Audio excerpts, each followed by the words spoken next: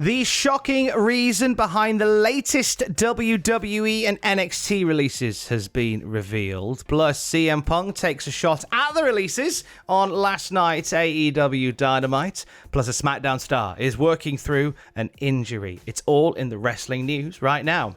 WWE starting 2022 with yet more releases. So last night, William Regal, Road Dogg, Chris Guy, formerly known as Ace Steel, Ryan Katz, Dave Kapoor, Timothy Thatcher, Scott Armstrong, Danny Burch, Hideki Suzuki, Allison Danger, George Carroll, and Sarah Cummings. Numerous members of the backstage team at NXT and beyond are now gone from the company. And there's never a good release, I don't think, from a company. But I think, Andrew, I speak for all of us when I say William Regal. Really?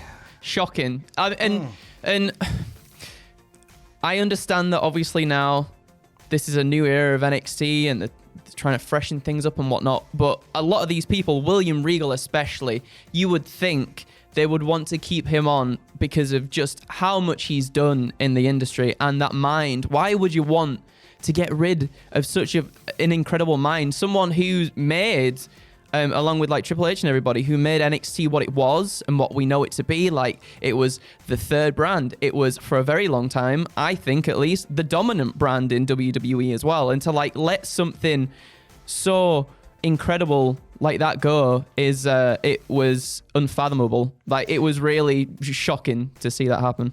It's funny you mentioned Triple H. We're going to get to that in mere moments. In a statement from sent to PW Insider, WWE has addressed the releases, saying, with the continued evolution of NXT 2.0, we have decided to part ways with some of the staff based in our performance center. We thank them for their many contributions throughout the years and wish them the best. Now, following on from that, Fightful Select have done some research into this. Thank you to Sean Ross Sapp and the team on this. Fightful Select report that unanimously, the talent and staff familiar with the PC, NXT, and NXT 2.0 have said that this set of releases is directly to remove numerous Triple H hires, with the exception being Allison Danger. WWE officials we spoke to didn't deny this and even said as much in the statement they put out in kinder terms. WWE have also indicated to Fightful that talent would not be included in these cuts, and that gives quite a strong indication as where they saw Timothy Thatcher and Danny Burch, not so much because we haven't seen either of them on TV for quite a while, but they have been working sort of as ad hoc coaches for the Performance Center. Fightful had asked about William Regal being off TV, and they were told there were no plans for an immediate return for him or an immediate authority figure to be put in place on NXT 2.0. He's been busy scouting talent at recent WWE tryouts, and it was one of the surest signs that NXT was no longer what it had been from the decade prior, with William Regal gone. Fightful go on to say he was another Triple H favourite who helped shape the brand. Everyone that Fightful spoke to thought that Regal would be exempt from cuts regardless, but that was not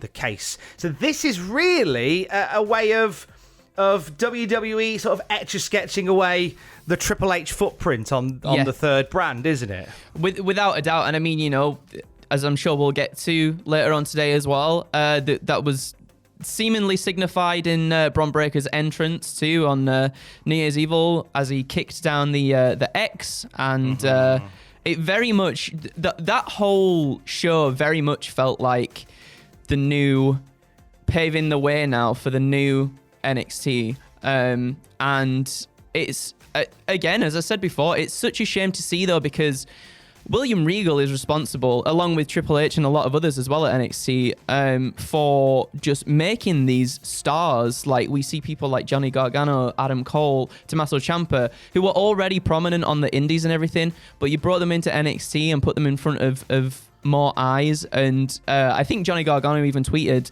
that he's the reason why a lot of these people are who they are today. And that, just to let someone go like that, who has an eye for talent, who has an eye for bringing people in and making something special, is incredibly shocking. It's just, it as I said before, it's baffling to...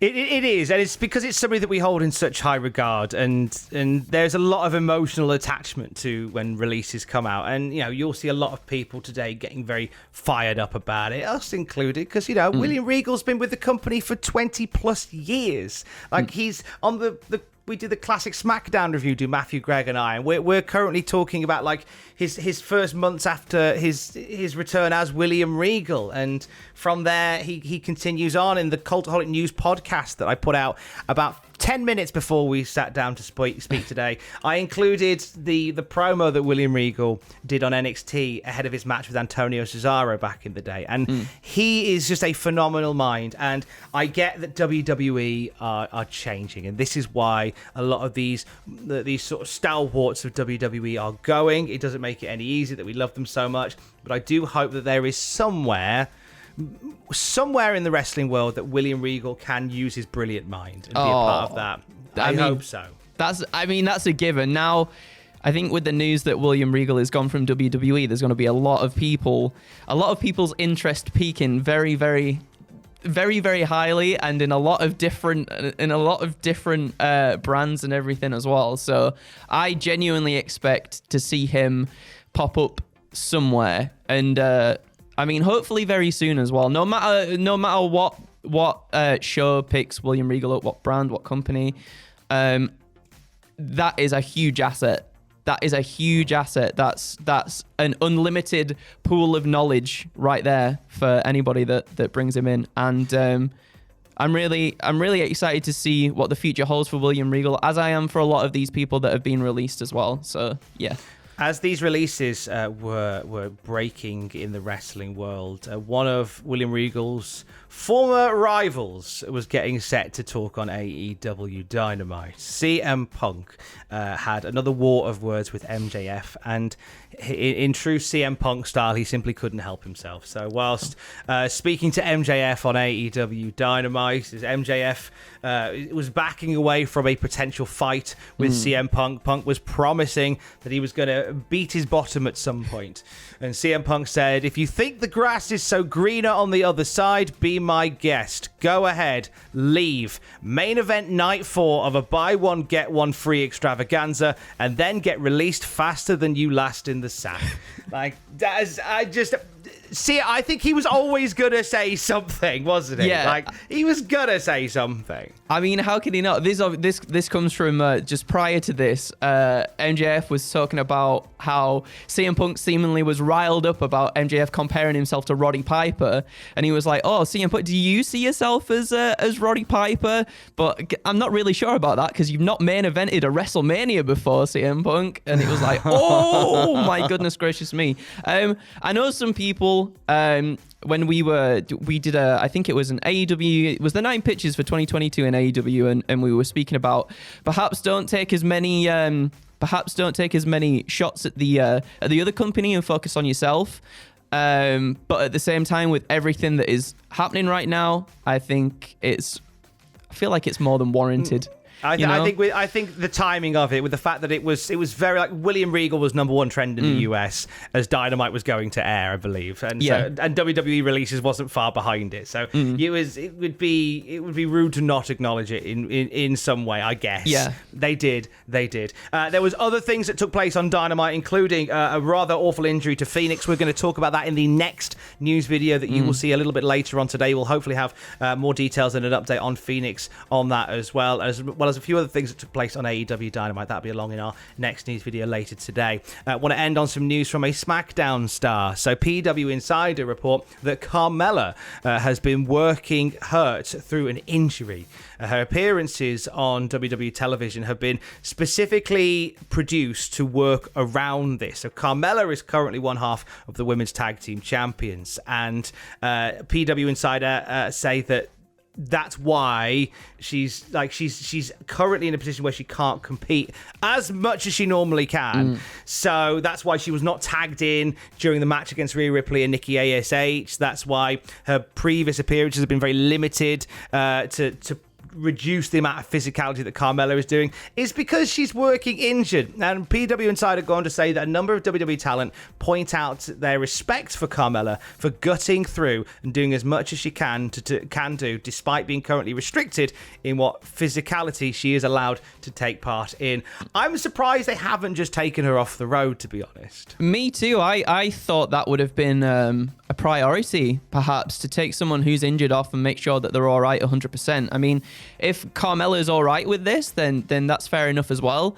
Another thing that I'm hoping this doesn't lead to is, as we see quite a lot with the Women's Tag Team Championships, I hope this doesn't lead to Zelina Vega being like, oh, I'm doing all the work, Carmella, once Carmella's 100% cleared and everything as well.